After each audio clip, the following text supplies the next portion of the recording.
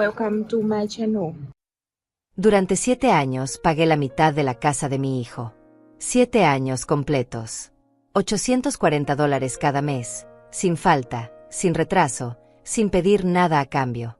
Y cuando finalmente él se casó, cuando pensé que por fin podría respirar tranquila y ver el fruto de tanto esfuerzo, mi propio hijo me llevó a juicio. Me demandó. A mí. A su madre. Por la herencia de su padre. Me llamo Miriam Olivares. Tengo 69 años. Y esta es la historia de cómo mi hijo intentó destruirme por dinero. Todo comenzó 3 semanas después de su boda. Mario llegó a mi casa acompañado de su esposa Luciana. No venían a visitarme. No traían flores ni sonrisas. Venían con papeles. Documentos legales.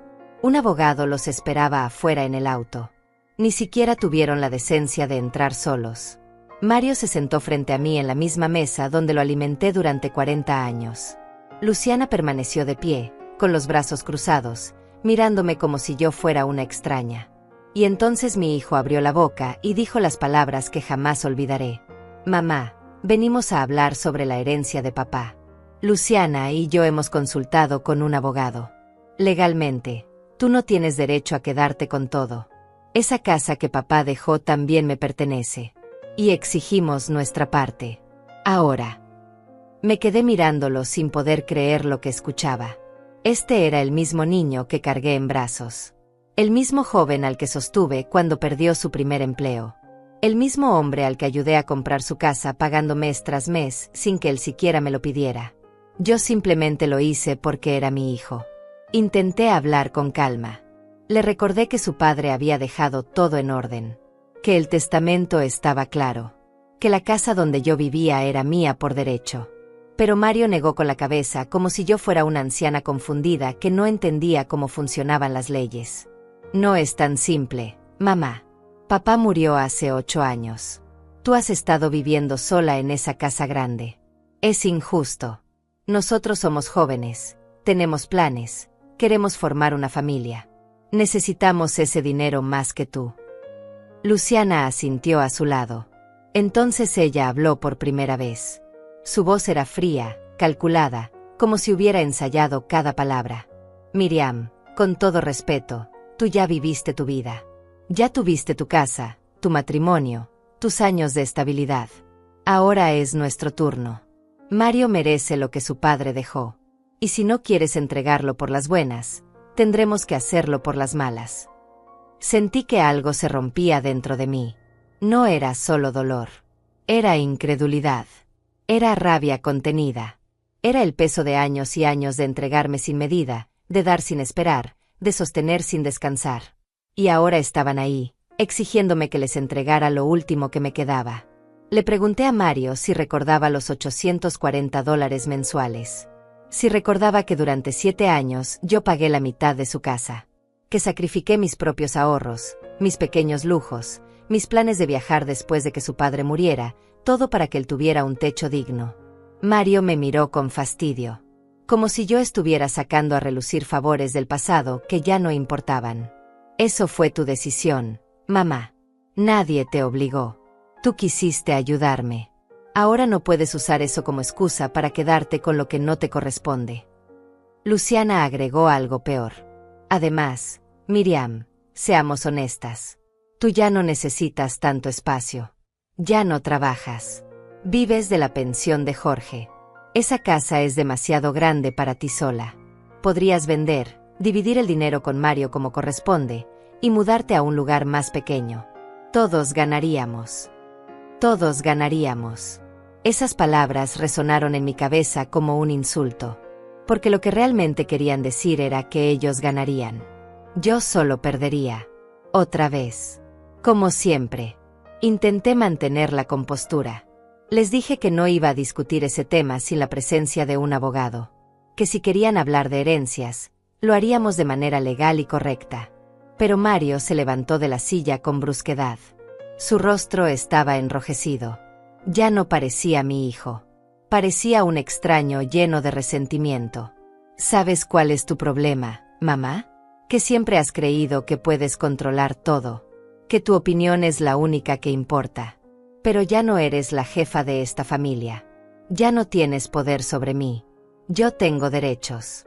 Y los voy a exigir aunque eso signifique llevarte a los tribunales. Luciana lo tomó del brazo, como si estuviera consolando a una víctima. Entonces Mario dijo algo que nunca podré borrar de mi memoria. Tu único trabajo ahora es aceptar. Tu opinión no importa en esta familia. Y se fueron. Cerraron la puerta con fuerza. Dejaron los papeles legales sobre la mesa. Una citación judicial.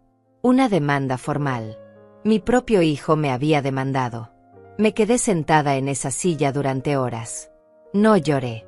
No grité. Solo me quedé ahí, mirando esos documentos, sintiendo como el silencio de la casa se volvía insoportable. Porque esa casa ya no era solo mía. Ahora era el centro de una batalla que jamás imaginé librar. Esa noche no dormí. Recorrí cada habitación como si las estuviera viendo por primera vez. La sala donde Jorge y yo celebramos nuestros aniversarios. La cocina donde preparé miles de comidas para Mario cuando era niño. El cuarto que fue suyo durante 20 años, hasta que se mudó a la casa que yo ayudé a pagar. Pensé en todo lo que había construido.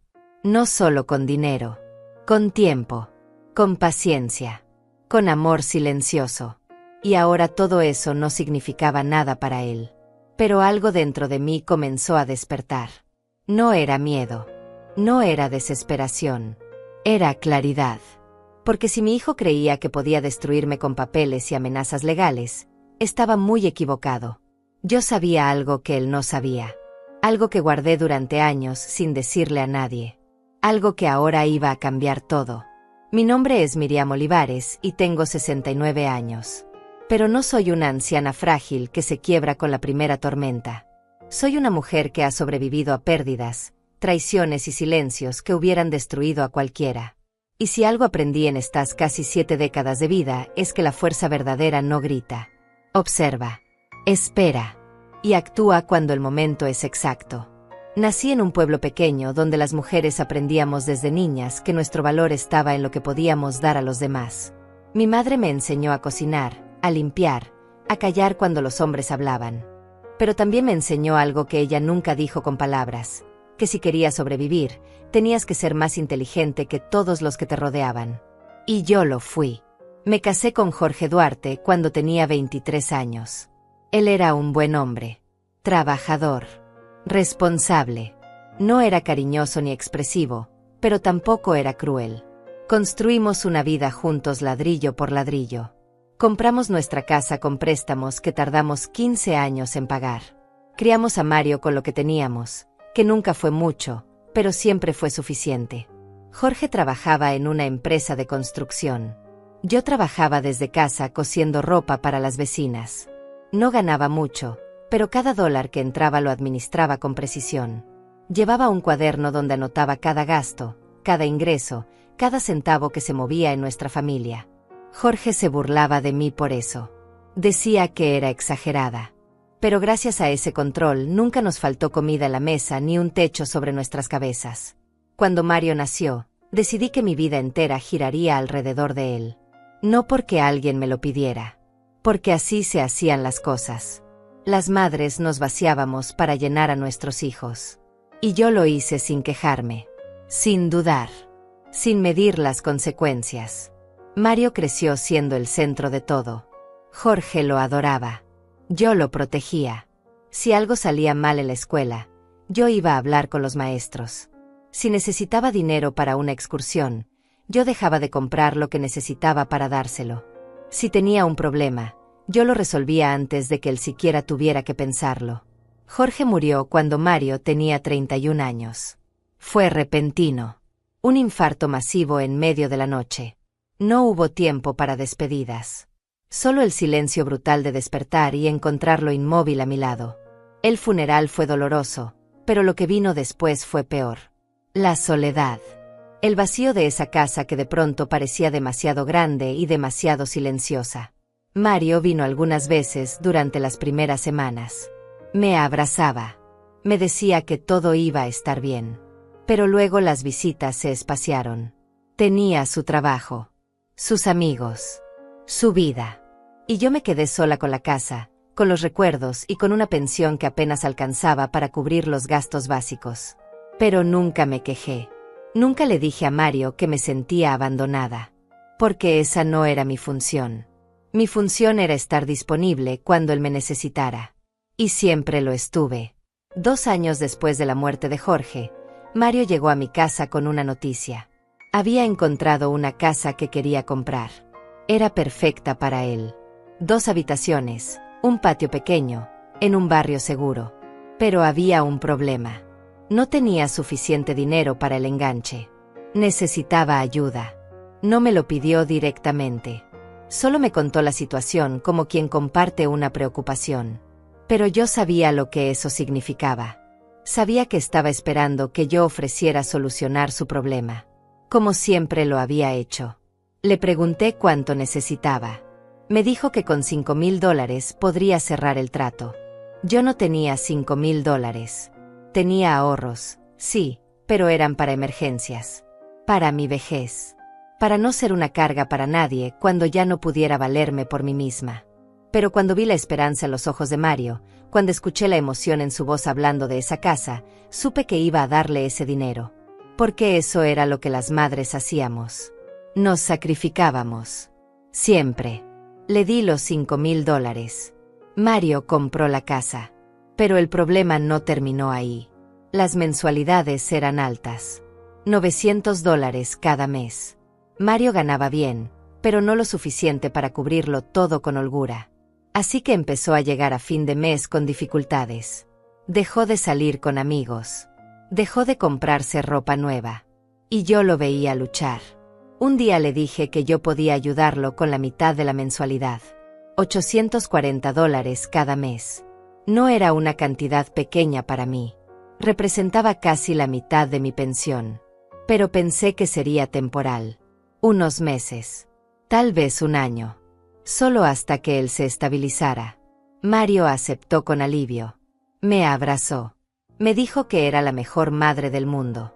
Que nunca olvidaría lo que estaba haciendo por él. Y así comenzó. Mes tras mes, durante 7 años, yo transfería $840 a la cuenta de Mario. Sin falta. Sin retraso.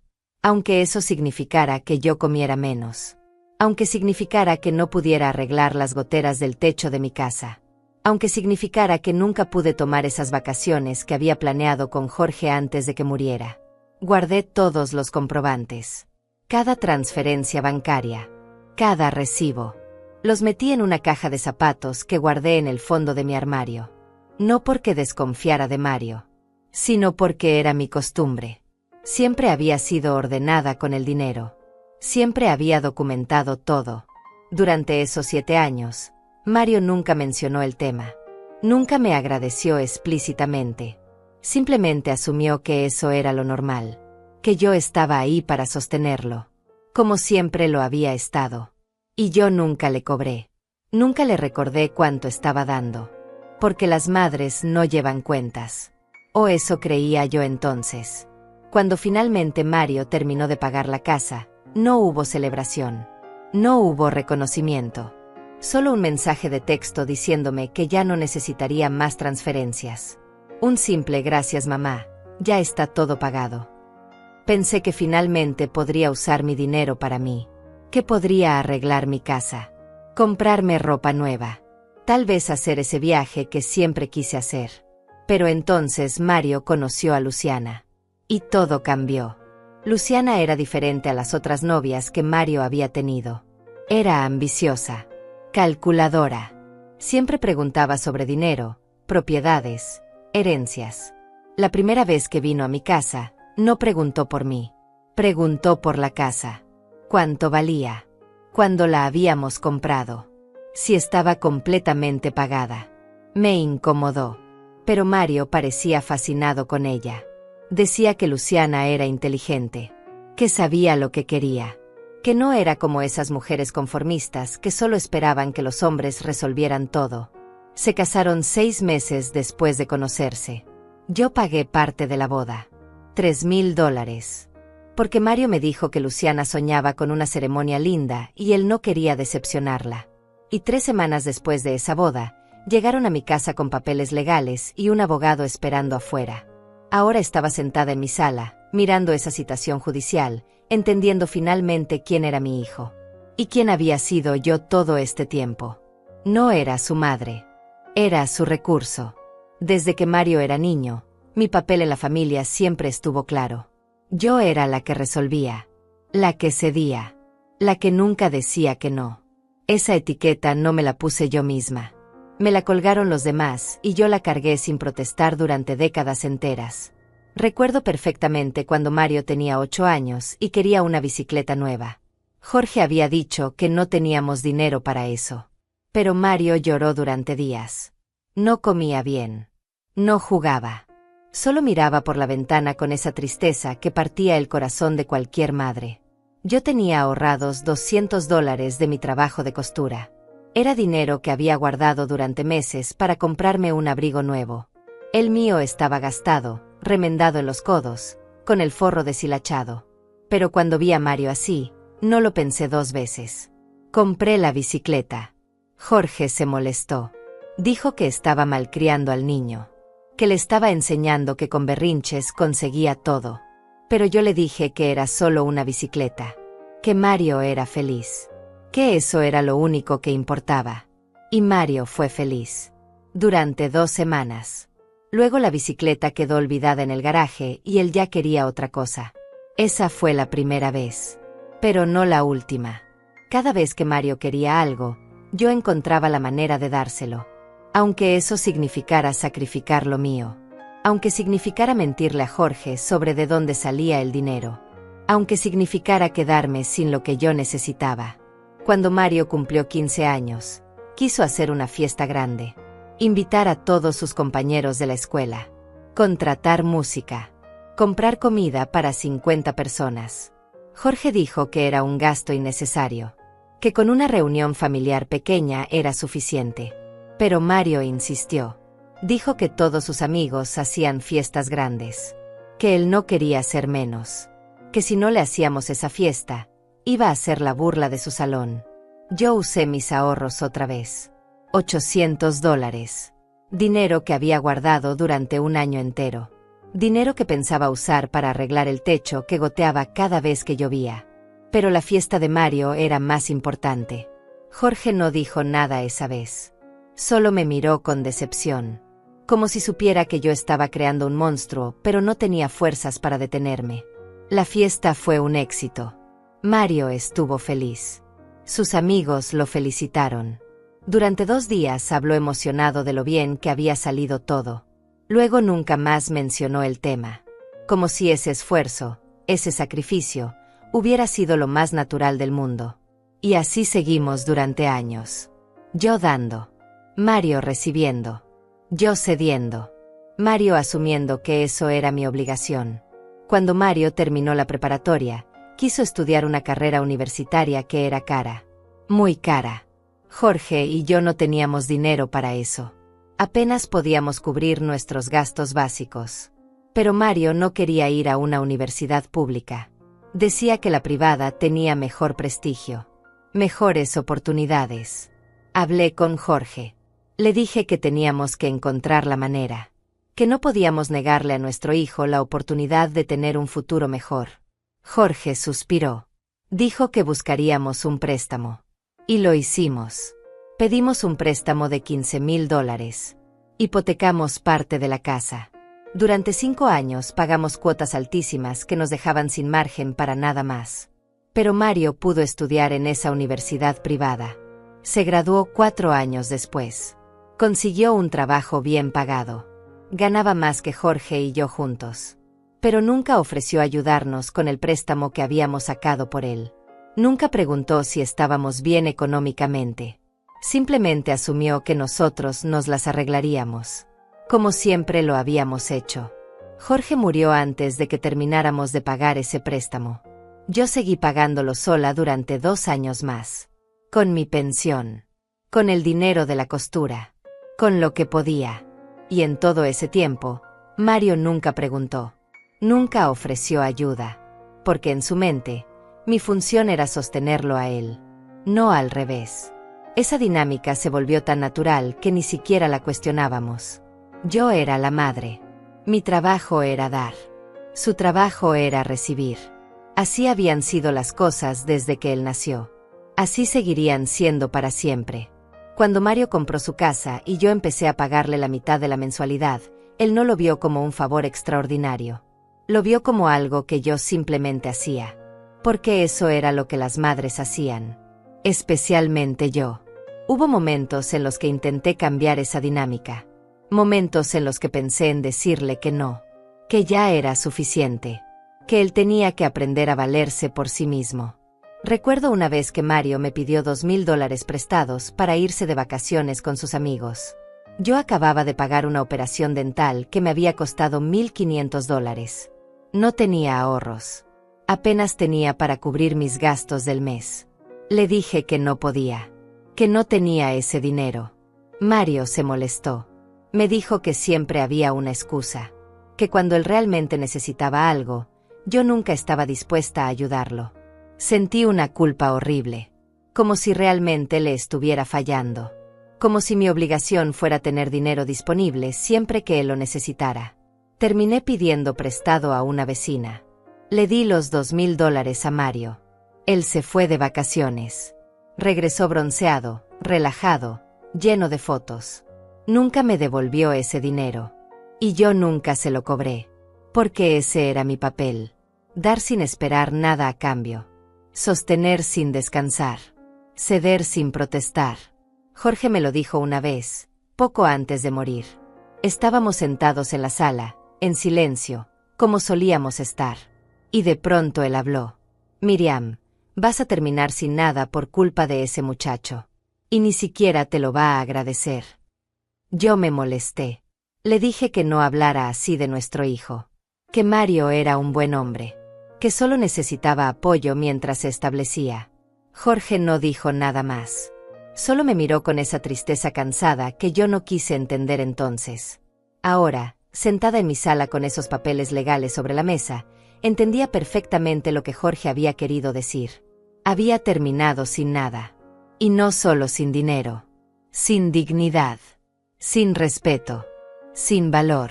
Para Mario, yo no era una persona. Era una función. Un recurso. Algo que se usaba cuando hacía falta y se ignoraba cuando no. Y la peor parte era que yo misma había construido ese papel. Yo había enseñado a Mario que podía tratarme así. Que mi opinión no importaba. Que mi vida giraba alrededor de la suya. Que yo existía para servirlo. Ahora él me lo estaba diciendo directamente. Tu opinión no importa en esta familia. No era una revelación. Era la confirmación de algo que siempre había sido cierto. Pero algo había cambiado dentro de mí. Tal vez fue el tono de su voz. Tal vez fue la frialdad en los ojos de Luciana. Tal vez fue simplemente que después de 69 años de existir para los demás, ya no me quedaba nada más que dar. Y cuando ya no te queda nada que perder, empiezas a pelear de verdad. Los sacrificios no comenzaron con la casa de Mario. Comenzaron mucho antes. Tanto antes que ya no recordaba cómo era vivir sin renunciar a algo por él. Pero ahora, sentada frente a esos documentos legales, cada uno de esos sacrificios regresaba a mi memoria con una claridad brutal. Cuando Mario tenía 16 años, se rompió el brazo jugando fútbol. Fue una fractura complicada que requería cirugía.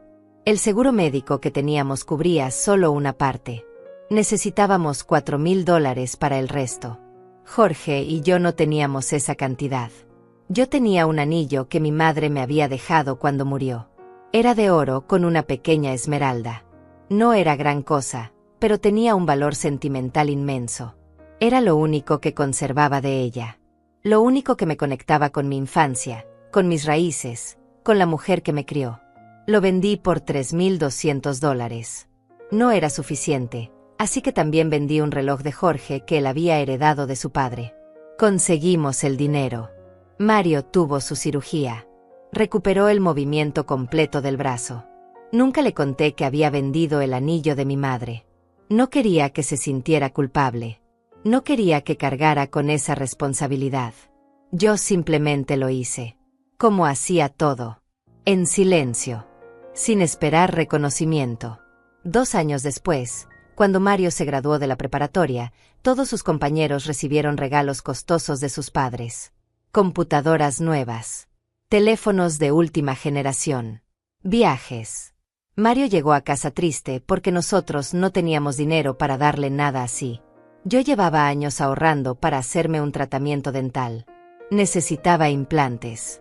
Había perdido 3 muelas y masticar se había vuelto doloroso. Tenía guardados $2,500.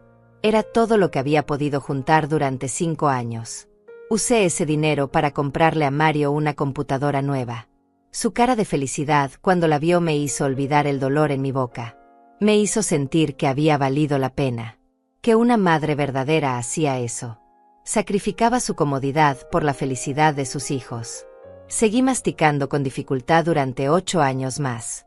Hasta que finalmente, cuando Mario ya era adulto y trabajaba, pude ahorrar otra vez para mis implantes. Para entonces, el problema se había complicado. El tratamiento costó el doble. Pero yo nunca le dije nada a Mario. Nunca le hice sentir que su computadora me había costado años de dolor físico. Cuando Jorge murió, yo tenía 59 años. La pensión que me dejó era de $1,200 mensuales. No era mucho, pero alcanzaba para vivir con moderación. Podía cubrir mis gastos básicos, guardar un poco cada mes, darme algunos pequeños gustos de vez en cuando. Pero entonces Mario necesitó ayuda con el enganche de su casa. Le di $5,000 de mis ahorros. Me quedé sin colchón financiero, sin red de seguridad. Pero él tenía su casa. Y eso era lo que importaba. Luego empezaron las mensualidades. $840 cada mes. Casi la mitad de mi pensión. Tuve que reorganizar toda mi vida alrededor de esa cifra. Dejé de comprar carne. Era demasiado cara. Empecé a comer solo verduras, arroz, frijoles, huevo de vez en cuando. Bajé 10 kilos en el primer año. No porque quisiera. Porque no podía permitirme comer lo que necesitaba. Dejé de ir al médico para mis chequeos regulares. Cada consulta costaba $40. Cada medicamento era un gasto extra. Así que simplemente dejé de ir. Si me dolía algo, tomaba analgésicos baratos y esperaba que pasara. Dejé de encender la calefacción en invierno. El gas era caro. Me ponía 3 suéteres y me envolvía en cobijas. Había noches en las que temblaba de frío, pero miraba el techo y pensaba esto es temporal, solo hasta que Mario se estabilice. Dejé de salir con mis amigas. Cada café, cada comida fuera, cada actividad social costaba dinero que yo ya no tenía. Me volví invisible. Solitaria. Encerrada en mi casa contando centavos para poder transferirle a Mario sus $840 puntuales cada mes. Un año, durante el invierno, se rompió la tubería del baño. El agua se filtraba por las paredes. El plomero me cobró $600 por arreglarlo. No tenía ese dinero. Tuve que pedirle prestado a mi vecina Hilda. Tardé 6 meses en pagarle. 6 meses sintiéndome endeudada, avergonzada, pequeña. Mario nunca supo nada de eso. Porque yo nunca le conté. Nunca le dije que estaba pasando hambre para pagarle su casa. Nunca le dije que estaba arriesgando mi salud para que él viviera cómodo. Nunca le dije que me había vuelto invisible para que él pudiera brillar. Hubo un momento, durante el 4.º año de pagos, en el que consideré decirle que ya no podía más. Que necesitaba detener las transferencias. Que mi cuerpo estaba empezando a fallar por la mala alimentación y el estrés. Pero justo en ese momento, Mario llegó a visitarme. Venía emocionado. Me contó que había conseguido un ascenso en el trabajo, que ahora ganaba mejor, que finalmente las cosas estaban mejorando para él. Pensé que iba a decirme que ya no necesitaría mi ayuda, que ahora él podía cubrir toda la mensualidad de su casa. Esperé esas palabras con una ansiedad desesperada, pero no llegaron. Mario solo me abrazó y me dijo gracias por todo, mamá, no sé qué haría sin ti. Y se fue. Y yo seguí transfiriendo $840 cada mes. Durante esos 7 años, nunca pude hacer las reparaciones necesarias en mi casa. El techo seguía goteando cuando llovía. Tenía que poner cubetas en 3 habitaciones diferentes. Las paredes estaban manchadas de humedad. El jardín se llenó de maleza porque no tenía dinero para contratar a alguien que lo cuidara y yo ya no tenía fuerzas para hacerlo sola. Mi casa se estaba cayendo a pedazos mientras yo pagaba la casa de mi hijo. Dejé de tomar las vitaminas que el médico me había recetado años atrás. Costaban $30 mensuales. $30 que necesitaba para completar el pago de Mario. Dejé de teñirme el cabello. El tinte costaba $20 cada 2 meses. $20 que ya no podía gastar en vanidades. Mi cabello se volvió completamente blanco. Envejecí 10 años en apariencia durante ese tiempo. Dejé de celebrar mi cumpleaños. No había dinero para pasteles ni reuniones. Simplemente era un día más. Mario me llamaba por teléfono, me cantaba el cumpleaños, me decía que me quería. Y yo me sentía agradecida por esa llamada. Como si eso fuera suficiente. Vendí algunas cosas de la casa que ya no usaba. Muebles viejos. Libros. Cuadros. Pequeñas antigüedades que Jorge y yo habíamos coleccionado durante nuestro matrimonio. Cada venta me partía el corazón, pero necesitaba el dinero. Hubo meses en los que tuve que elegir entre comprar mis medicamentos para la presión arterial o transferirle a Mario su pago. Siempre elegí transferirle a Mario. Siempre. Porque en mi mente, mi salud podía esperar. Sus necesidades no. Hilda, mi vecina, me veía cada vez más delgada, más callada, más apagada. Un día me dijo directamente Miriam, te estás matando por ese muchacho y él ni siquiera se da cuenta. Yo le sonreí y le dije que estaba exagerando. Que todo estaba bien. Que solo estaba cansada. Pero Hilda tenía razón. Me estaba matando. Lentamente. Silenciosamente. Y Mario no se daba cuenta porque yo me había encargado de que nunca lo supiera. Esa era mi especialidad. Sufrir en silencio para que los demás vivieran tranquilos. Y ahora, después de todo eso, después de haberme vaciado completamente por él, mi hijo estaba ahí con papeles legales exigiéndome lo último que me quedaba. La casa que Jorge y yo construimos. La herencia que legalmente me pertenecía. Mi dignidad. Pero había algo que Mario no sabía. Algo que iba a cambiar todo. La citación judicial llegó por correo certificado 3 días después de aquella visita. El sobre era grueso, oficial, con sellos legales que lo hacían ver amenazante. Lo abrí con manos temblorosas y leí cada palabra con una mezcla de incredulidad y dolor que me atravesaba el pecho. Mario Olivares contra Miriam Olivares. Mi propio apellido usado como arma en mi contra. El documento era extenso, lleno de términos legales que apenas comprendía, pero el mensaje central era claro y brutal. Mario exigía la división inmediata de la herencia de Jorge. Reclamaba que yo había retenido ilegalmente bienes que le correspondían, que había manipulado el testamento, que me había aprovechado de mi posición como viuda para quedarme con todo. Cada acusación era una puñalada. No solo por lo que decía, sino por quien lo decía. Mi hijo. El niño que había cargado en mi vientre. El joven que había criado con cada gramo de mi fuerza. El hombre por el que había sacrificado todo. El documento incluía una valoración de la casa. $230,000. Según el abogado de Mario, la mitad me correspondía a mí y la otra mitad a él como heredero directo. $115,000 que debía entregarle de inmediato, o en su defecto, vender la casa y dividir el dinero. Vender la casa. Mi casa. El lugar donde había vivido durante 32 años. Donde había criado a Mario. Donde había llorado la muerte de Jorge. Donde estaban grabados cada recuerdo de mi vida adulta. Querían que la vendiera como si fuera un objeto sin valor. Como si los años no significaran nada. Pero había más. El documento también reclamaba que yo había vivido gratuitamente en una propiedad que no era completamente mía durante los 8 años desde la muerte de Jorge. Que debía compensar a Mario por ese uso exclusivo. Calculaban esa compensación en $1,000 mensuales. $96,000 adicionales. Leí esa parte 3 veces sin poder creerlo. Me estaban cobrando por vivir en mi propia casa. En la casa que Jorge y yo compramos con préstamos que tardamos 15 años en pagar. En la casa que mantuve, limpié, reparé con mi propio dinero durante casi una década de viudez. La audiencia estaba programada para dentro de 6 semanas. Tenía 6 semanas para conseguir un abogado, preparar mi defensa, enfrentarme legalmente a mi propio hijo. Llamé a Mario esa misma tarde. Necesitaba escuchar de su propia voz que esto era real, que realmente estaba haciendo esto. Contestó al tercer tono. Su voz sonaba normal, casual, como si no acabara de destruir mi vida. Hola mamá, ¿qué necesitas? Me costó encontrar las palabras. Finalmente pregunté si había recibido mi llamada porque había visto los documentos legales. Si realmente iba a llevarme a juicio por la casa de su padre. Hubo un silencio breve. Luego Mario suspiró como si yo fuera una niña terca que no entendía cosas obvias. Mamá, es solo un procedimiento legal. No tiene nada personal. Luciana y yo consultamos con un abogado y nos dijo que tenemos derechos sobre esa herencia. Es simplemente hacer las cosas correctas legalmente. ¿Correctas? Repetí.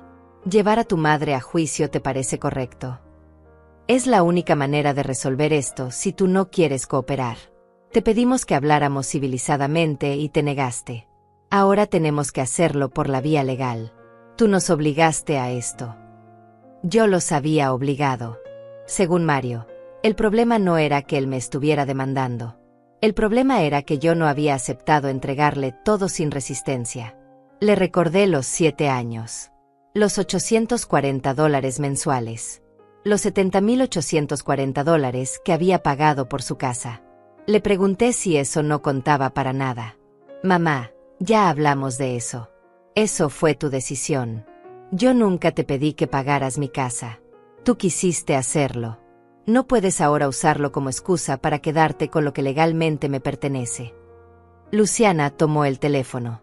Su voz era fría, profesional, calculada. Miriam, entiendo que esto es difícil para ti, pero tienes que entender que Mario tiene derechos. La ley está de nuestro lado.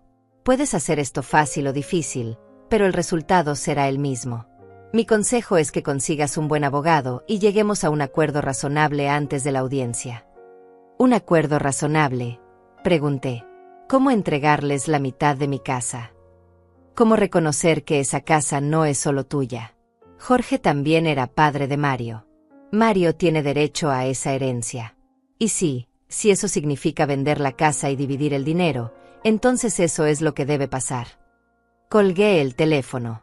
No porque quisiera, sino porque no podía seguir escuchando.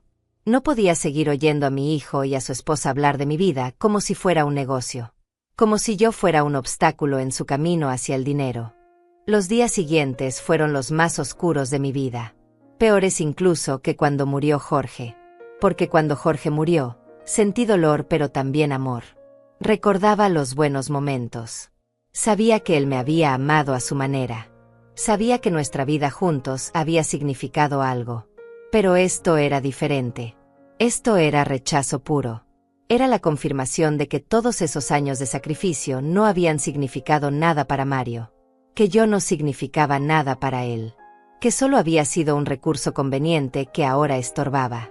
Dejé de comer. No porque quisiera castigarme. Simplemente porque la comida no pasaba por mi garganta. Bajé 5 kilos en 2 semanas. Hilda se preocupó. Vino todos los días a tocar mi puerta. Me traía comida. Se sentaba conmigo en silencio. Una tarde, Hilda me dijo algo que no olvidaré nunca. Miriam, ese muchacho no merece ni una sola lágrima tuya. Pero si vas a llorar, que sea para sacar el dolor. Después tienes que levantarte y pelear. Porque si no peleas, te van a destruir. Tenía razón. No podía quedarme paralizada en el dolor. Necesitaba actuar. Necesitaba defenderme. Por primera vez en mi vida, necesitaba poner mis necesidades por encima de las de Mario. Busqué abogados. Llamé a 5 diferentes. Todos me dijeron lo mismo. Los casos de herencia eran complicados. Mario tenía derechos legales como hijo. Yo tendría que demostrar que el testamento de Jorge era claro y válido. Que la casa me correspondía completamente. El problema era que el testamento de Jorge, aunque me nombraba heredera principal, no especificaba detalles sobre cada bien. Decía: dejo todos mis bienes a mi esposa Miriam Olivares. Pero el abogado de Mario argumentaba que todos los bienes debía interpretarse como bienes en común, y que por lo tanto Mario tenía derecho a la mitad. Era una trampa legal. Una interpretación retorcida. Pero era válida en términos legales. Los abogados me dijeron que podía ganar el caso. Pero no era seguro. Dependería del juez. De cómo interpretara la ley. De que también presentáramos nuestros argumentos. Las consultas costaban entre $200 y $500 la hora. Un caso completo podía costar entre $5 y $10,000. Dinero que yo no tenía. Elegí a la abogada más económica. Alma Vega.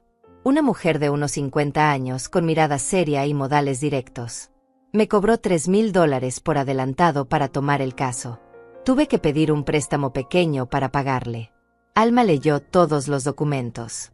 Revisó el testamento de Jorge. Escuchó mi historia completa. Luego me miró fijamente y me preguntó algo que me sorprendió. ¿Tiene usted alguna prueba de todo lo que pagó por su hijo? ¿Recibos? ¿Transferencias bancarias? Algo documentado. Le conté sobre la caja de zapatos. Sobre los comprobantes que había guardado durante 7 años. Alma sonrió por primera vez. Tráigame todo eso. Cada papel. Cada recibo. Todo lo que tenga. Eso podría cambiar completamente este caso. Salí de su oficina con algo que no había sentido en semanas. Esperanza. Pequeña. Frágil. Pero esperanza al fin.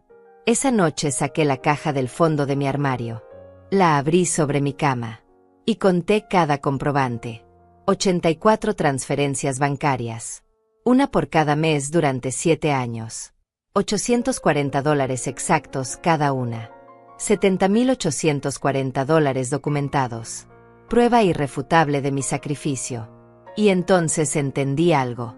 Mario no sabía que yo había guardado todo esto. Él creía que no había pruebas. Que sería mi palabra contra la suya. Que podría negar o minimizar todo lo que yo había hecho por él. Pero yo tenía pruebas. Y esas pruebas lo cambiarían todo. La caja de zapatos estuvo guardada en mi armario durante 7 años sin que nadie supiera de su existencia. Ni siquiera Mario. Especialmente Mario. Porque yo nunca guardé esos comprobantes pensando en usarlos algún día contra él. Los guardé porque era mi naturaleza.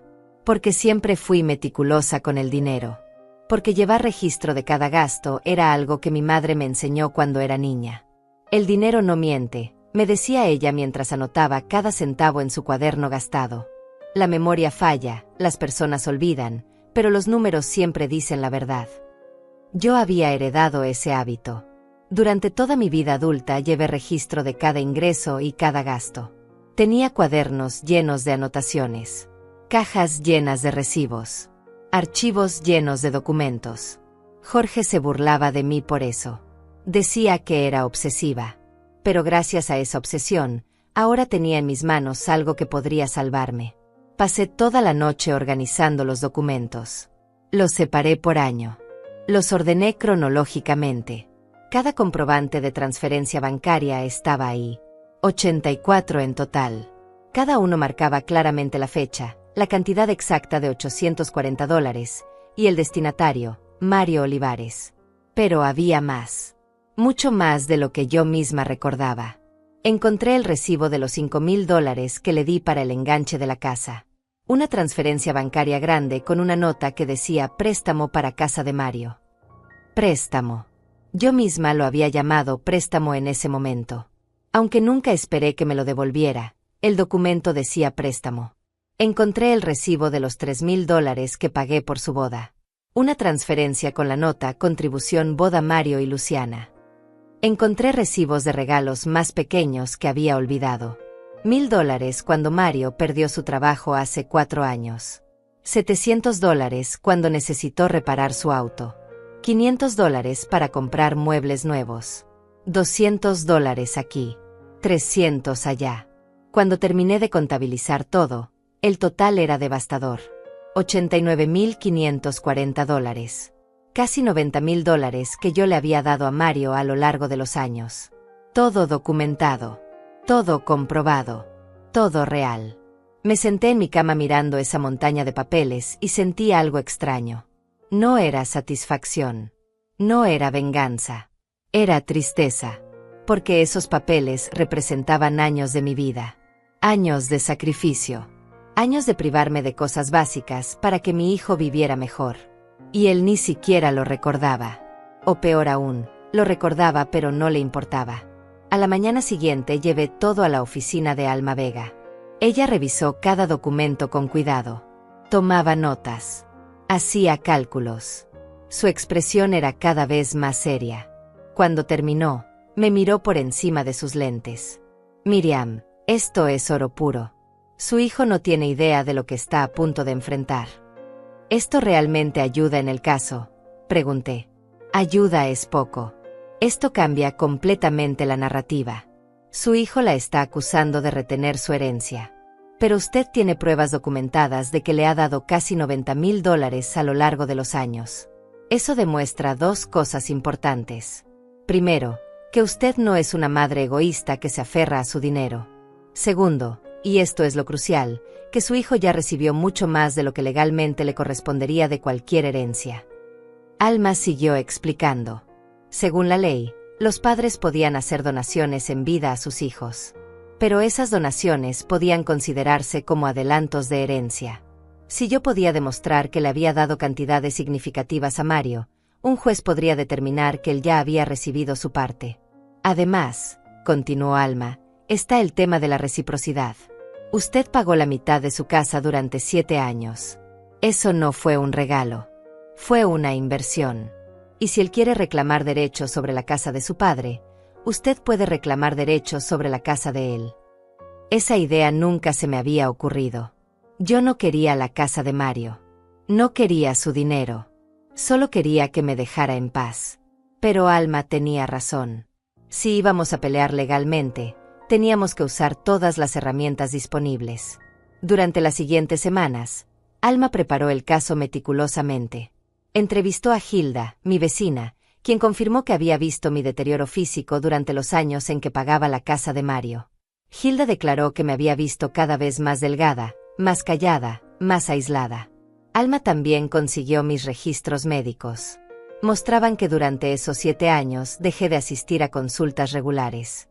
Que suspendí tratamientos. Que mi salud se deterioró por falta de cuidados básicos. Consiguió registros bancarios que mostraban mis ingresos y egresos.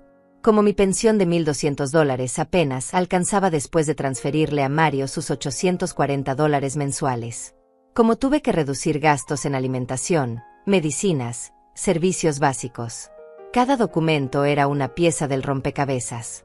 Y juntos formaban una imagen clara y devastadora de lo que había sido mi vida durante esos años. Pero Alma me advirtió algo importante. Miriam, cuando presentemos esto en la audiencia, su hijo va a quedar muy mal parado. Va a ser humillante para él. ¿Está segura de que quiere llegar hasta ese punto? Podemos usar esto para negociar un acuerdo antes del juicio. Podemos presionarlos para que retiren la demanda. Lo pensé durante días. Parte de mí quería evitarle esa humillación a Mario.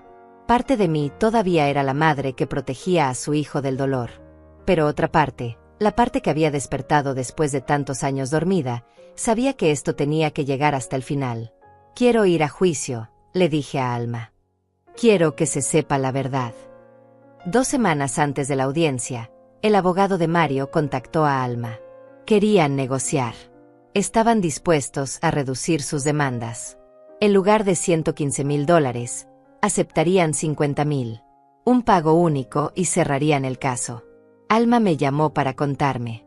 Esperaba mi respuesta. ¿Qué pasa si nos negamos?, pregunté. Vamos a juicio. Y con las pruebas que tenemos, es muy probable que ganemos. Pero nunca hay certeza absoluta en estos casos. Los juicios son impredecibles. Dígales que no, respondí. No voy a darle ni un solo dólar más a mi hijo. Una semana antes de la audiencia, Mario me llamó directamente. Era la primera vez que hablábamos desde aquella conversación horrible semanas atrás. Su voz sonaba tensa, molesta. Mamá, mi abogado dice que tu abogada está siendo poco razonable. Te ofrecimos un acuerdo justo. ¿Por qué lo rechazaste? Justo, repetí. $50,000 te parece justo después de todo lo que hice por ti. Mamá, ya basta con ese discurso. No puedes usar el pasado para manipularme. Esto es sobre la herencia de papá. Sobre mis derechos legales. Deja de hacerte la mártir. Algo dentro de mí se quebró con esas palabras. Ya no quedaba nada de la madre sumisa que siempre cedía. Solo quedaba una mujer cansada que había llegado a su límite. Nos vemos en la audiencia, Mario. Y colgué. Los días previos al juicio apenas dormí.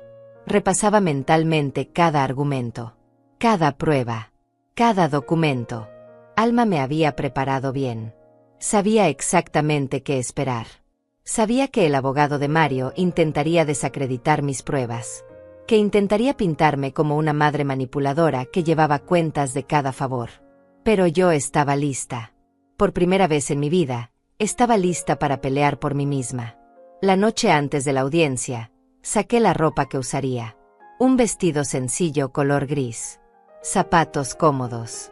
Nada llamativo. Nada que pareciera calculado.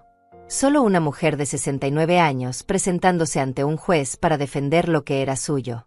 Metí todos los documentos en un sobremanila grueso. Alma ya tenía copias, pero yo quería tener los originales conmigo. Quería poder tocarlos. Sentir su peso. Recordar que eran reales. Que mi sacrificio había sido real. Hilda vino esa noche a verme. Me trajo té caliente y pan recién horneado. Se sentó conmigo en silencio durante un rato. Luego habló. Mañana ese muchacho va a entender con quién se metió. Y espero que le duela tanto como te dolió a ti. No respondí. Porque en el fondo, una parte pequeña de mí todavía no quería que Mario sufriera. Todavía era su madre. Todavía recordaba al niño que había sido antes de convertirse en el hombre que era ahora. Pero el resto de mí, la parte más grande y más fuerte, sabía que esto era necesario. Que la única manera de recuperar mi dignidad era parándome firme y dejando que la verdad hablara por sí misma. El día de la audiencia amaneció gris y frío.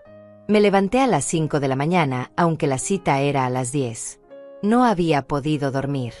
Cada vez que cerraba los ojos veía el rostro de Mario, su mirada llena de desprecio, sus palabras como cuchillos.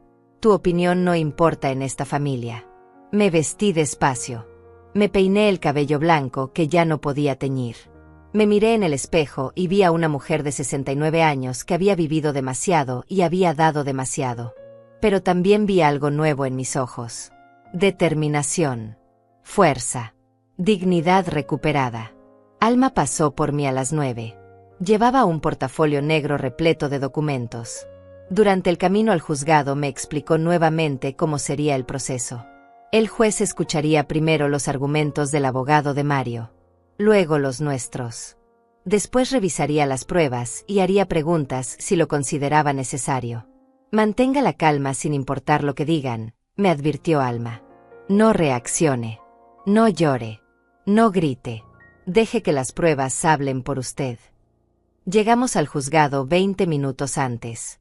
Era un edificio antiguo con pasillos largos que olían a papel viejo y desinfectante. Nos sentamos en una banca de madera a esperar.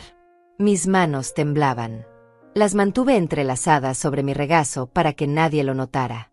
Mario llegó 10 minutos después acompañado de Luciana y su abogado. Un hombre alto de traje oscuro que caminaba con arrogancia. Mario me vio y apartó la mirada. Luciana me observó con frialdad, como evaluando a un enemigo. No hubo saludos. No hubo reconocimiento. Éramos extraños a punto de destruirnos mutuamente. Nos llamaron a la sala. Era más pequeña de lo que había imaginado. Una mesa para el juez al frente. 2 mesas laterales para las partes.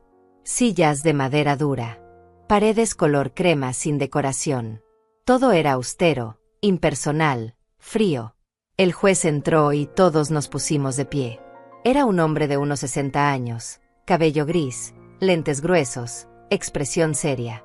Se sentó y nos indicó que hiciéramos lo mismo. Abrió una carpeta, revisó algunos papeles y comenzó. El abogado de Mario habló primero. Su voz era firme, profesional, ensayada.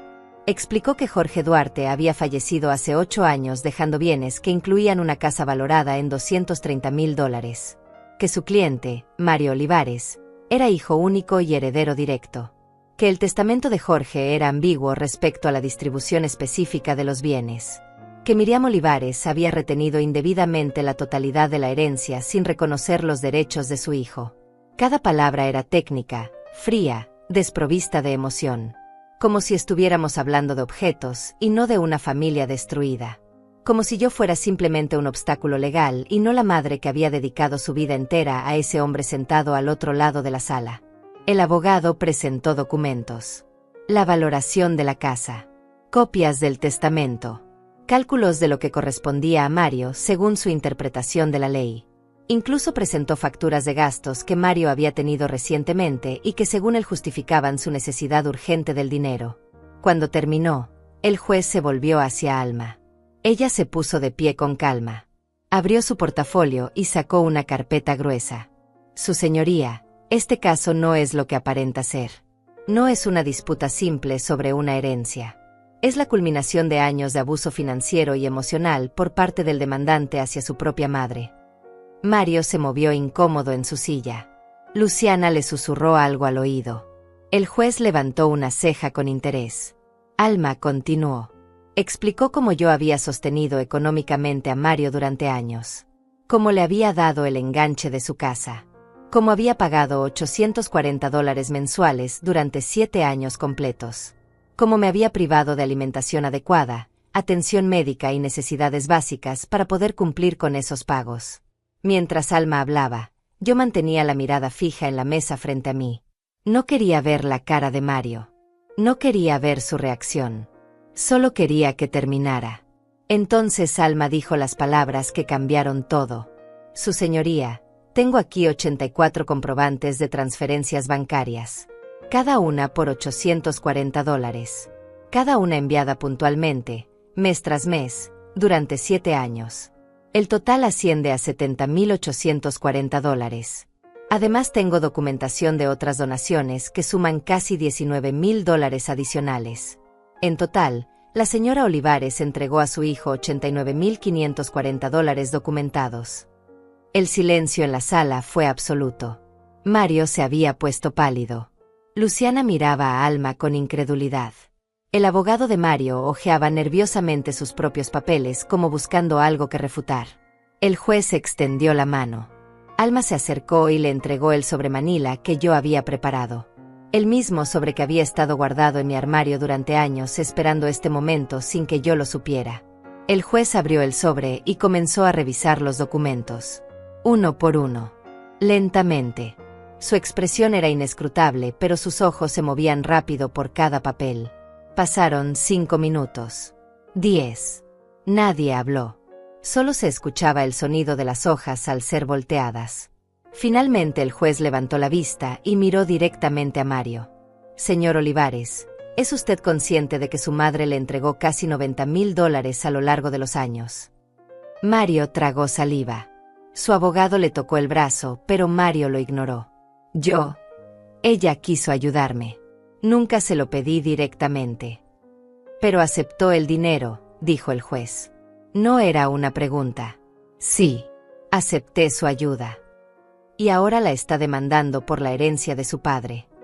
Es mi derecho legal, respondió Mario, pero su voz sonaba menos segura. El juez volvió a mirar los documentos. Luego miró a Luciana. Usted sabía sobre estos pagos cuando convenció a su esposo de demandar a su suegra.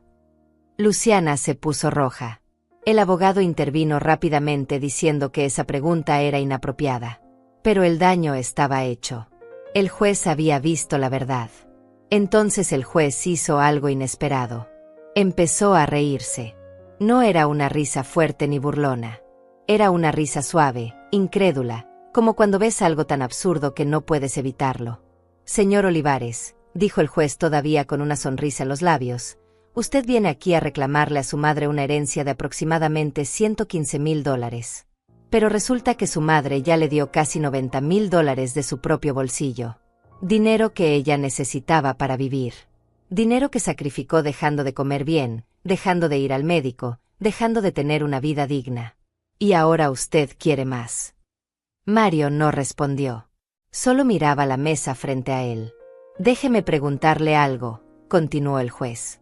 ¿Usted alguna vez le devolvió aunque sea $1 a su madre? ¿Le agradeció? Se preocupó por saber cómo estaba sobreviviendo mientras le enviaba $840 cada mes. El silencio de Mario fue respuesta suficiente. El juez cerró la carpeta y se recostó en su silla. Me miró a mí por primera vez desde que había empezado a revisar las pruebas. Sus ojos mostraban algo que no esperaba ver. Compasión. Respeto. Señora Olivares, lamento mucho que haya tenido que llegar hasta aquí para defenderse de su propio hijo. El juez tomó su pluma y comenzó a escribir. El sonido del papel siendo marcado era lo único que se escuchaba en esa sala. Mario seguía con la mirada baja. Luciana apretaba los labios con furia contenida. Su abogado intentaba mantener una expresión profesional, pero era evidente que sabía que el caso estaba perdido. Después de unos minutos, el juez habló sin levantar la vista de sus notas. El testamento del señor Jorge Duarte es claro. Nombra a la señora Miriam Olivares como heredera universal de sus bienes. No hay ambigüedad legal que justifique esta demanda.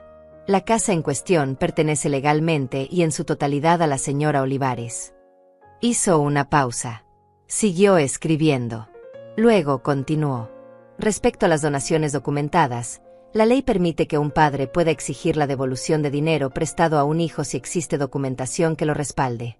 La señora Olivares tiene en su poder 84 comprobantes de transferencias bancarias por un total de $70.840, más donaciones adicionales por casi $19.000.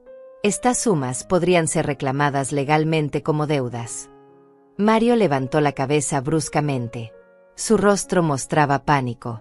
Sin embargo, continuó el juez, entiendo que la señora Olivares no ha expresado intención de reclamar esa deuda. Solo ha buscado defender su derecho a conservar su hogar. Por lo tanto, mi fallo es el siguiente. El juez nos miró a todos antes de hablar. Su voz era firme, final, inapelable. Se desestima completamente la demanda del señor Mario Olivares contra la señora Miriam Olivares. La herencia del señor Jorge Duarte ha sido distribuida conforme a su testamento. No existe base legal para reclamar división de bienes. El señor Olivares deberá cubrir los costos legales de ambas partes por presentar una demanda infundada. Este caso queda cerrado. Golpeó el martillo sobre la mesa. Un sonido seco que marcó el final. El final de la demanda. El final de la pesadilla. El final de algo mucho más grande que un juicio. Mario se puso de pie abruptamente. Luciana lo siguió. Su abogado intentó decir algo sobre apelar, pero el juez ya había salido de la sala. Nos quedamos todos de pie en un silencio pesado e incómodo. Mario finalmente me miró. Esperé ver arrepentimiento. Esperé ver algo de vergüenza. Pero solo vi rabia. Rabia porque había perdido. Rabia porque había sido expuesto. Rabia porque finalmente alguien le había dicho que no. Luciana me lanzó una mirada de odio puro antes de tomar el brazo de Mario y arrastrarlo hacia la salida. El abogado lo siguió con su portafolio bajo el brazo, derrotado. Me quedé sentada. Alma puso su mano sobre la mía. Ganó. Miriam. Ganó completamente. Asentí, pero no sentí la euforia que esperaba sentir. Solo sentí un cansancio profundo. Una tristeza tranquila. Porque sí, había ganado el caso. Pero había perdido a mi hijo. Salimos del juzgado media hora después. Hilda estaba esperándome afuera. Había venido a acompañarme aunque no pudo entrar a la sala.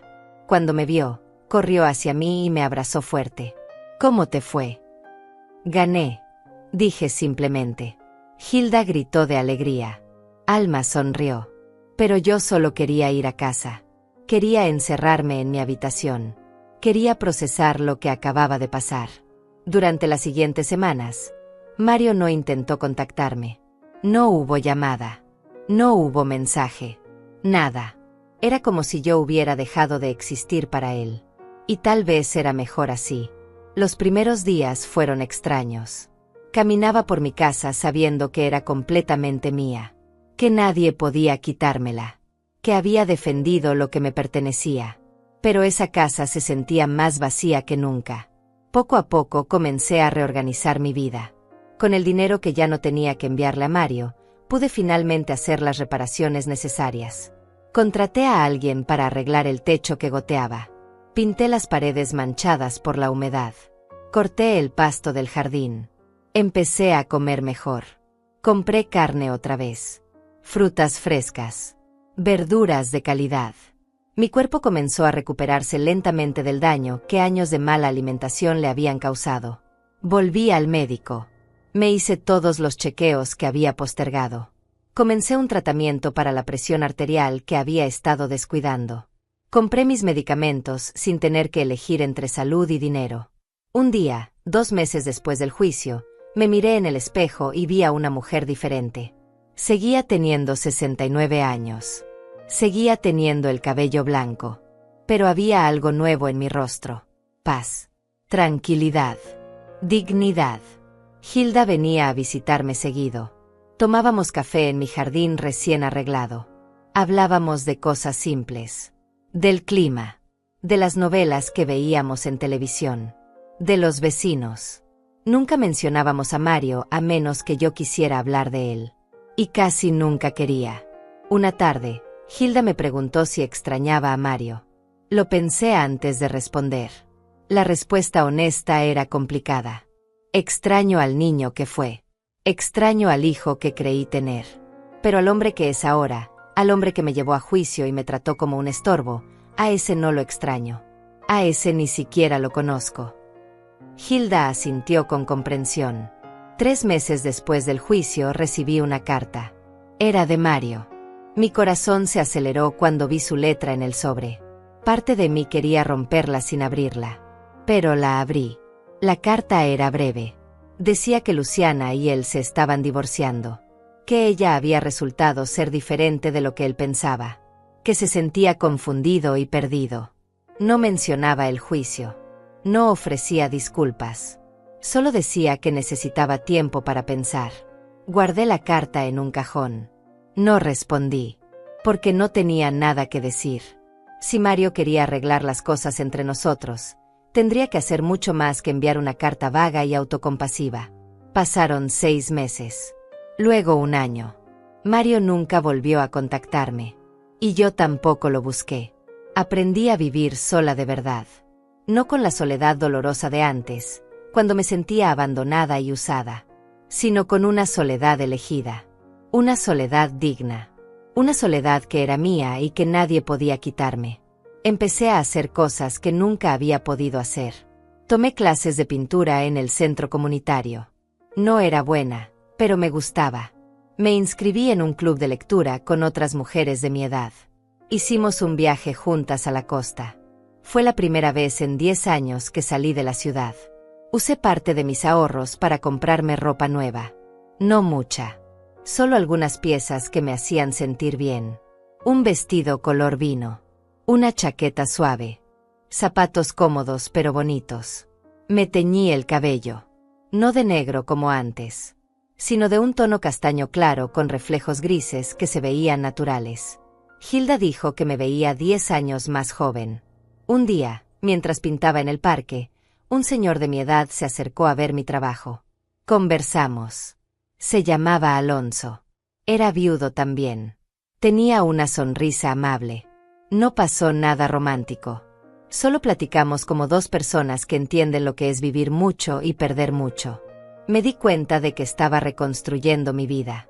No de la manera dramática en que sucede en las películas, sino de manera simple, pequeña, real, un día a la vez. Y por primera vez en décadas, estaba viviendo para mí. Han pasado 2 años desde aquel día en el juzgado. 2 años desde que el juez golpeó su martillo y cerró el caso.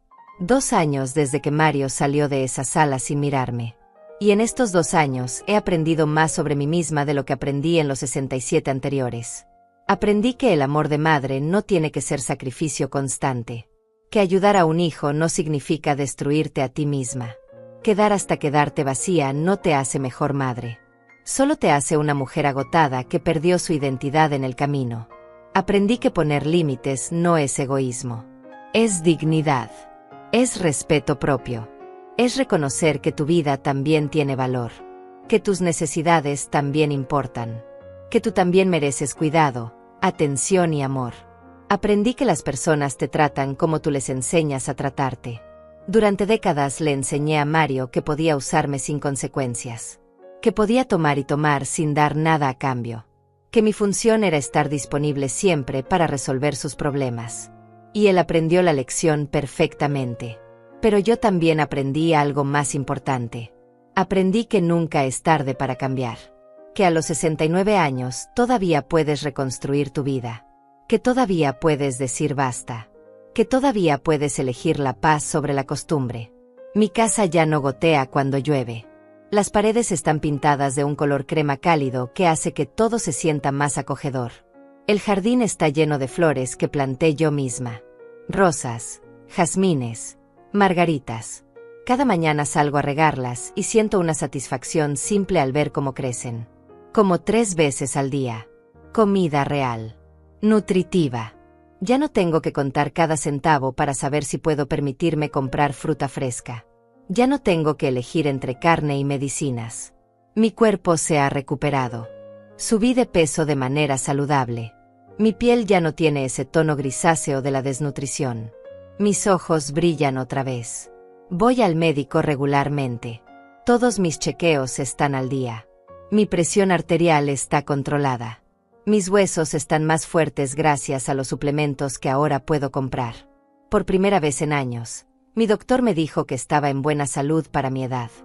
Hilda sigue siendo mi mejor amiga. Tomamos café juntas todas las tardes. A veces vienen otras vecinas. Alma, Celia, Teresa. Mujeres de mi edad que también tienen historias de sacrificio y supervivencia. Nos reímos juntas. Compartimos recetas. Hablamos de nuestras vidas sin dramatismo. Solo con la honestidad tranquila de quien ya no tiene nada que demostrar. El club de lectura se convirtió en una parte importante de mi semana. Este mes estamos leyendo un libro sobre una mujer que viaja sola por Europa después de enviudar. Me identifico con ella. Con su necesidad de redescubrirse. Con su valentía silenciosa para empezar de nuevo. Alonso, el señor que conocí en el parque, se volvió un amigo cercano. Caminamos juntos los domingos. Vamos al cine de vez en cuando. Nada romántico. Solo compañía tranquila. Él entiende que no estoy buscando reemplazar a Jorge. Solo estoy aprendiendo a vivir sin estar sola todo el tiempo. A veces pienso en Mario. No puedo evitarlo. Es mi hijo. Siempre será mi hijo. Pero ya no siento ese dolor agudo en el pecho cuando pienso en él. Ahora es una tristeza suave. Una melancolía por lo que pudo ser y no fue. Me pregunto si él piensa en mí. Si se arrepiente de lo que hizo. Si alguna vez se da cuenta del daño que causó. Pero esas preguntas ya no me quitan el sueño. Ya no definen mis días. Son solo pensamientos que vienen y van como nubes pasajeras. Hace 6 meses recibí otra carta suya. Esta vez era diferente. Pedía perdón. Decía que había estado en terapia. Que había entendido muchas cosas sobre sí mismo y sobre nuestra relación. Que quería intentar reconstruir nuestro vínculo. La leí 3 veces. Luego la guardé en el mismo cajón donde está la primera. No la rompí. Pero tampoco respondí. Porque perdonar no significa olvidar. Y reconstruir una relación requiere más que palabras bonitas en papel. Requiere acciones. Requiere tiempo. Requiere que yo esté lista. Y todavía no lo estoy. Tal vez algún día lo estaré. Tal vez algún día Mario y yo podamos sentarnos a tomar café y hablar como 2 adultos que se respetan. Pero ese día no es hoy. Y no sé si será mañana. Y está bien. Porque por primera vez en mi vida, estoy poniendo mis tiempos y mis necesidades primero. Ayer cumplí 71 años. Hilda organizó una pequeña fiesta en mi casa. Vinieron 12 personas. Mujeres del club de lectura. Vecinas. Alonso. Comimos pastel. Reímos. Me cantaron las mañanitas desafinadas pero llenas de cariño genuino. Cuando todos se fueron y me quedé sola en mi sala, miré a mi alrededor y sentí algo que no había sentido en décadas. Plenitud. No felicidad explosiva. No euforia. Solo una satisfacción profunda y tranquila de estar exactamente donde debía estar. Tengo 71 años. Tengo el cabello blanco con algunos reflejos castaños. Tengo arrugas que cuentan historias de dolor, pero también de supervivencia. Tengo una casa que es completamente mía. Tengo amigas que me valoran. Tengo días llenos de actividades que elijo yo. Y tengo algo más importante que todo lo demás. Tengo mi dignidad de vuelta. No sé qué pasará con Mario en el futuro. No sé si algún día volveremos a tener una relación. No sé si él realmente ha cambiado o si solo está diciendo lo que cree que quiero escuchar. Pero sé esto con absoluta certeza. Ya no voy a vaciarme por nadie. Ya no voy a sacrificar mi bienestar por complacer a otros. Ya no voy a aceptar migajas de afecto a cambio de entregarme completa. Porque aprendí que el verdadero amor, el amor sano, no exige que te destruyas. El verdadero amor respeta, valora, reciproca. Y si alguien no puede darme eso, entonces prefiero la soledad digna que tengo ahora. A todas las mujeres que están leyendo esto, que están viviendo lo que yo viví, que están dando hasta quedarse sin nada, quiero decirles algo que me hubiera gustado escuchar hace 30 años. Tu vida importa. Tus necesidades importan. Tu felicidad importa. Ser madre no significa desaparecer. Ser esposa no significa anularte. Ser hija, hermana, amiga, no significa existir solo para servir a otros. Puedes ayudar sin destruirte. Puedes amar sin vaciarte. Puedes dar sin perderte. Y si alguien te dice que tu opinión no importa, si alguien te trata como un recurso en lugar de una persona, si alguien solo te busca cuando necesita algo, tienes todo el derecho del mundo de alejarte. Aunque sea tu hijo. Aunque sea tu familia. Porque la familia verdadera no destruye. La familia verdadera cuida. Respeta. Valora. Y si no tienes esa familia, entonces créala. Con amigos. Con vecinos. Con personas que elijan estar en tu vida porque te aprecian, no porque te necesitan. Yo encontré mi paz a los 71 años. Pero no tiene que tomarte tanto tiempo. Puedes empezar hoy. Puedes decir basta hoy. Puedes elegir tu dignidad hoy. Esta es mi historia. La historia de cómo pagué la casa de mi hijo durante 7 años y él me demandó por una herencia.